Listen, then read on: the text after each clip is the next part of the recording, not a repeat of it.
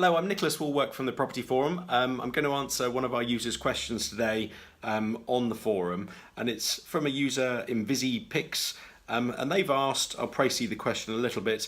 I'm considering investing in one of their student properties, and I'd really appreciate some feedback of someone who's dealt with the company or made an investment with them. Any help? Please advise, is it a scam or a serious investment? Thank you.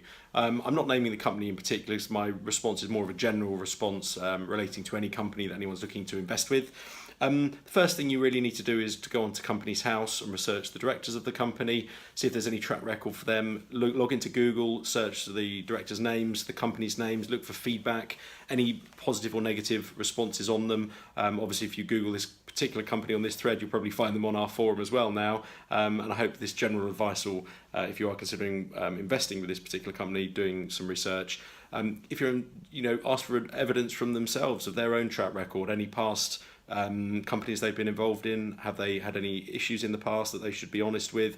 Be quite brutal with your questions to any company you're looking to invest in, and if they're ethical and honest, they should respond in kind with some good answers and some good feedbacks, possibly some recommendations from clients that have invested with them before, and can give you a good reference.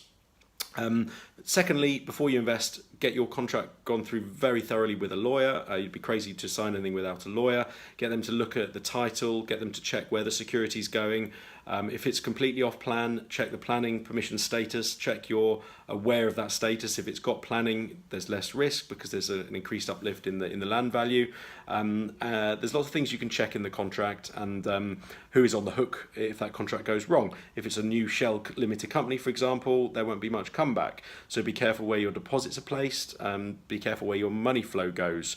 You probably also want to research their solicitor. I've heard of scams, certainly in recent years, often overseas, but it does happen in the UK, where the seller's solicitor is also fraudulent or involved somehow in the transaction or has a vested interest, whether it's commission based or is a family or friend of the particular developer. So check out their solicitor as well, and don't take it for read that they are good. I'm not saying they're not, certainly not in this particular example. I'm just giving you some general advice on what to check and how to do your due diligence. So check out everything you can. So start with Companies House, get your solicitors to check the contracts, check your title, check what you're actually buying, check what the security is going on to and the ownership of that security.